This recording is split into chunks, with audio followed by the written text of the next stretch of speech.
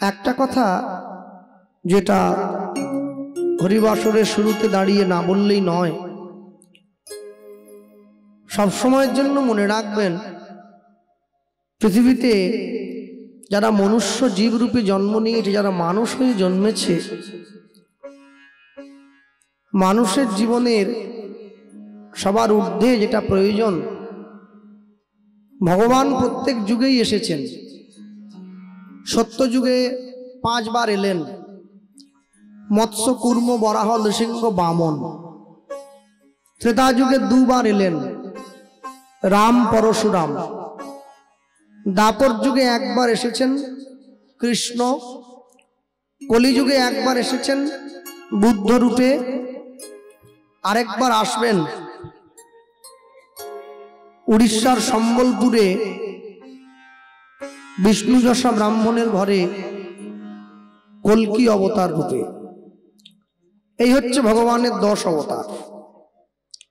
তাহলে এই যে 10 অবতার, এই 10 অবতারের মধ্যে কিন্তু মহাপ্রভুর নাম বলা নেই। আশ্চর্য কি জানেন? সব থেকে বড় আশ্চর্য হলো, আমাদের জীবনে প্রত্যেকটা মানুষের জন্ম যখন হয়েছে, আমাদেরকে একদিন মরতেই হবে।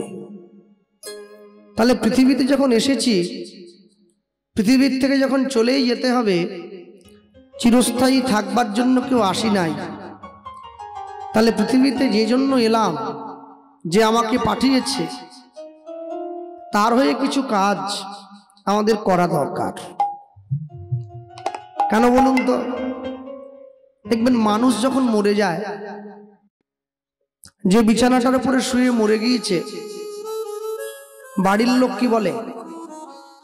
বলে এই বিছানাটার উপরে শুয়ে মরে গেছে তো এইটা দিয়ে দাও, কারণ এইটা মরার ছোঁয়া লেগে আছে। এই জামা টামাগুলো পরতো, এগুলো পরে গান টান গাইতো, এগুলো রাখলে কেমন একটা মায়া পড়ে যায়, এগুলো দাও। এবারে পাড়ার লোক সব চটপট করে বের করে নিয়ে যাচ্ছে। তো বাড়ির ছোট একটা ছেলে আছে, ও তো অত বোঝে না। ও হঠাৎ করে ডাক দিয়ে ওর মাকে বলছে, মা, দাদুর হাতে যে অনেকগুলো সোনার আংটি আছে, ওগুলোও কি দিয়ে দেবে নাকি? ওর মা চটপট করে আংটিগুলো খুলে নিচ্ছে। তাহলে জামাতে দোষ লেগে গেল, যে বিছানায় শুয়ে মরেছিল ওটাতে দোষ লাগলো, আংটিতে লাগেনি। এই যে আংটি, ওটাতে পড়েছিল। বাড়ির লোকেরা আবার বোঝায়, ও সোনায় কোনো দোষ নেই, সোনায় কোনো দোষ নেই।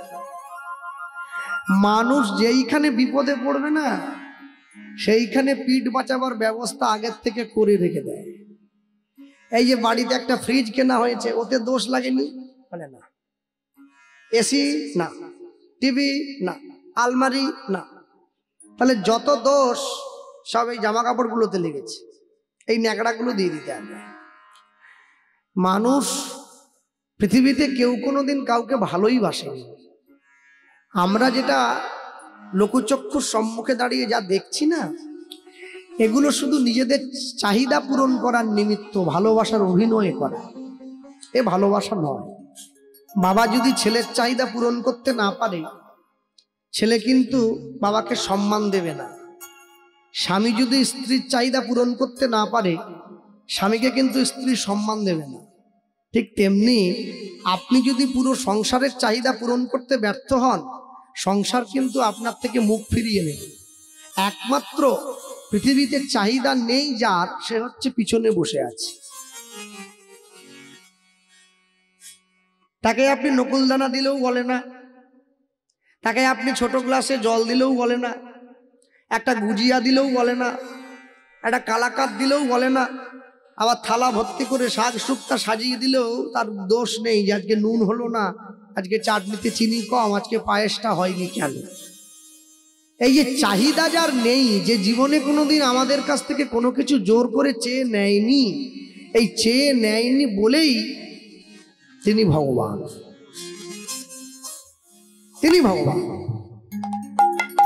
2020 এবং 2021 সালে পৃথিবীতে একটা মারণ ব্যাধি এসেছিল, সবাই জানেন আপনারা, যাকে করোনা বলা। আমরা সকলে ঘরে আটকে পড়েছিলাম, কেউ আমরা বাইরে বেরোতে পারিনি, আমাদের আয় রোজগার সব বন্ধ হয়ে গিয়েছিল। সরকার সাহায্য করেছে, আমরা চলেছি।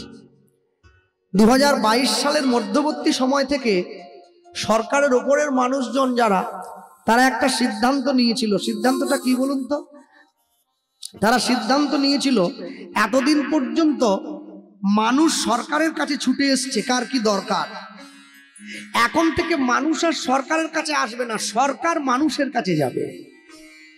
ওই জন্যে সরকার একটা প্রকল্প এনেছিল, এখনো পর্যন্ত চলছে, যার প্রকল্পটার নাম হচ্ছে দুয়ারে সরকার। ছিল এতদিন পর্যন্ত সরকারের দুয়ারে মানুষ, আজকে মানুষের দুয়ারে সরকার, তাই দুয়ারে সরকার। 540 বছর পরে এসে দুয়ারে সরকার। 540 বছর আগে দুয়ারে মহাপ্রভু আমাদের জন্য হরিনাম গাইছেন স্বয়ং ভগবান। জগাই মাধাইয়ের মতো মাতালকে হরিনাম দিল, মলয় চাঁদ কাজীর মতো মুসলমানকে নাম দিল, চপল গোপালকে উদ্ধার করলো। তাহলে তারা যদি উদ্ধার হয়ে তার চরণ পেয়ে যেতে পারে, তাহলে আমি পাবো না কেন? দস্যু রত্নাকর যদি বাল্মীকি মুনি হয়ে যেতে পারে, রামায়ণ লিখে ফেলতে পারে, তাহলে আমি পাবো না কেন? দুর্যোধন দুঃশাসন যদি কুরুক্ষেত্রের মাঠে গিয়ে গোবিন্দকে ভালোবেসে গোবিন্দ চরণটা পেয়ে যেতে পারে, তাহলে আমি পাবো না কিসের জন্য? কথা হলো, সবার আগে পাওয়ার মতো মনোভাব আমাকে তৈরি করতে হবে। 3 ঘন্টা হরিনামের সংকীর্তনের আসর। আমি যখন ভগবানের নাম শুনতে গিয়ে হরিনামের আসনে বসবো, আমি আসনটাতে প্রণাম করে বসবো যে প্রভু, আমি যে তোমার নাম শোনার জন্য বসেছি, এতেই যেন আমার কল্যাণ হয়। এই যে বসলাম, এই বসাটা পর্যন্ত তার ইচ্ছায় হয়েছে। সে যদি না চাইতো আপনারা বসতেও পারতেন না, আমি বলতেও পারতাম না। দেখবেন যান, এখনো গ্রামে অনেক মানুষ আছে যারা রাত্রিবেলায় হয়তো এই সময় 10:30 11টা বাজতে চলছে, তারা টিভিতে একটা সিনেমা, হিন্দি বই চালিয়ে দেখছে, একটা হিন্দি সিনেমা দেখছে। তাহলে তারা বসেনি কেন? বলছে তারা যে বসবে না, এতে ঈশ্বরের ইচ্ছা হয় নাই। আপনি কর্ম করবেন, কিন্তু কর্মটার প্রতি ঈশ্বরের ইচ্ছা থাকা চাই, তবে কর্মটা সম্পন্ন হবে, না হলে হবে না। নিতাই গৌর প্রেমানন্দ, হরি বল হরি বল হরি বল।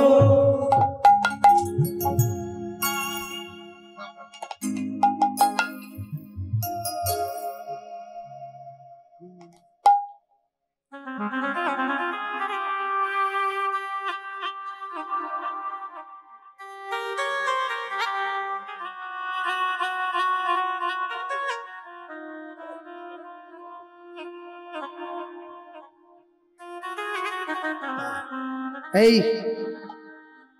মালা পড়লেই তো আমার জ্বালার কথা মনে পড়ে যায়।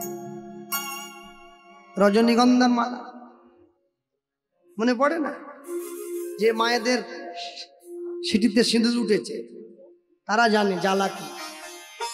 যেদিন থেকে এই মালা পড়েছে জ্বালা শুরু হয়ে গেছে। হ্যাঁ, তো এ তো হরিনামের মালা। জীবনে যখন জন্ম হয়েছিলাম, তা আমার অন্নপ্রাশন ঠাকুর বাড়িতে হয়েছিল, মায়ের মুখে শুনেছি, তখনও ফুলের মালা পরিয়ে দিয়েছি, গোপালের মালা। হ্যাঁ, তাই যে গোপালের মালা পরেছি। আবার ওই যে যেটা আপনারা সে মালা পরেছি। আবার যখন বুড়ো হয়ে যাব, মরে যাব, এই মালায় পরিয়ে শ্মশানে নিয়ে যাবে। তারপর বাড়ির ছেলেমেয়েরা ছবিটা নিয়ে রাখবে, সেখানেও মানে সেই মালা।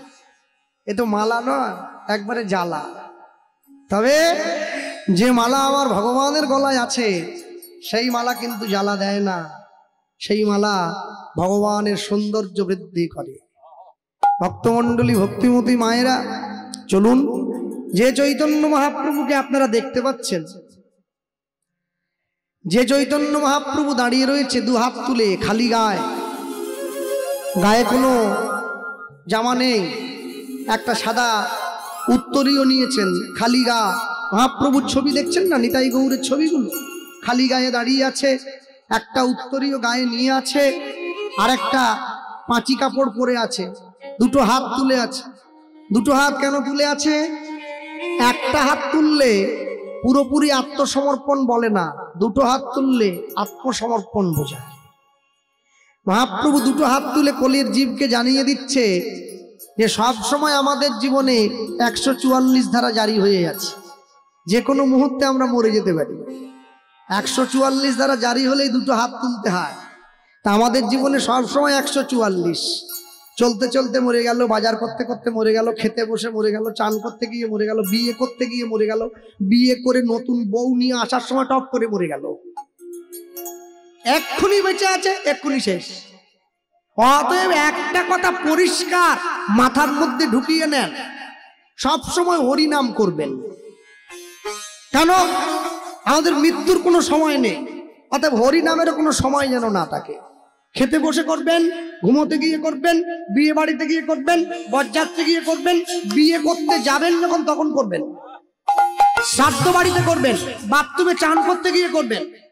সব সময় নাম করুন, একটাই কাজ, হরি নাম করুন, গুনগুন গুনগুন গুনগুন হরি নাম। কোন মুহূর্তে ডাক এসে যাবে এ বোঝা বড় মুশকিল। রাজা পরীক্ষিত তবু জানতো যে আমি 7 দিন পরে মরবো। আমরাও কিন্তু 7 দিনের মধ্যেই মরবো। রবি, সোম, মঙ্গল, বুধ, বৃহস্পতি, শুক্র, শনি, 7 দিনের মধ্যে মরবো। কিন্তু 7 দিনটা কখন এসে পড়বে এ বোঝা বড় মুশকিল। তাই জন্যে কোনো সময় নাম ছাড়বেন না। যদি দেখেন লোক মুসলমানদের দেখেন না, হাওড়ার থেকে ট্রেনে হয়ে বাড়ি আসছি, রামরাজাতলায় উঠেছে একজন ভদ্রলোক, টুপি পরা আছে, লুঙ্গি পরা, পাঞ্জাবি পরা, দাঁড়িয়ে আছে। রামরাজাতলা পেরিয়ে কিছুটা এসছে, বিকেল 5টা বাজে। ট্রেনের সিটের মধ্যেই আল্লাহকে ডাকছে, নামাজ পড়ছে। তা আমি বললাম এই সময় ডাকছেন, লজ্জা করলো না? বলছে কি কেন করবে? যদি দুম করে মরে যাই তাহলে আর তো আল্লাহ ডাকা হবে না। ওদের দেখে শিক্ষা নিতে হবে। ওরা আমাকে চুপিসারে শিখিয়ে দিচ্ছে যে আমি যদি আল্লাহকে ডাকতে পারি, তুমি তো গুনগুন করে অন্তরে বলতেই পারো, তোমার ক্ষতি কোথায়? এর জন্য তো কষ্ট করতে হবে না। ওদের তো অনেক নিয়ম টিয়ম আছে, আমাদের তো কিছুই নেই, শুধু ডাকলেই হয়। একটা বার মনে রাখবেন পরিষ্কার করে, পৃথিবীতে যতবার ভগবান এসে দাঁড়িয়েছেন অস্ত্র হাতে নিয়ে দাঁড়িয়েছেন। কলিযুগের মাটিতে অস্ত্র হাতে নিয়ে দাঁড়াননি, কিন্তু জীবকে অস্ত্র ধরতে শিখিয়ে দিয়েছেন। শাস্ত্র যদি না পড়েন সংসার হারিয়ে ফেলবেন, অস্ত্র যদি না ধরেন রাষ্ট্র হারিয়ে ফেলবেন। ভারত পাকিস্তানের যুদ্ধ হচ্ছে, যে অস্ত্র দিয়ে বিপক্ষ শত্রুদেরকে দমন করেছে, দেশবাসীর প্রাণ রক্ষা করেছে, অস্ত্রটার নামও কিন্তু সুদর্শন চক্র। কেন নাম? এইরকম নামের কারণ কি? সুদর্শন চক্র দিয়ে মহাভারতের যুদ্ধে ভগবান বারংবার অধর্মের বিনাশ করেছেন, ধর্মকে স্থাপন করেছেন। হ্যাঁ, ভক্তমণ্ডলী, ভক্তিমতী মায়েরা, শিশুপালের মাথাটা কাটা হয়েছিল কি দিয়ে? সুদর্শন চক্র দিয়ে। জয়দ্রথকে বধ করা হলো, সূর্যকে ঢেকে দেওয়া হলো কি দিয়ে? সুদর্শন চক্র দিয়ে। যতবার ধর্ম বিপদে পড়েছে সুদর্শন চক্র এসে মানুষের সামনে দাঁড়িয়েছে।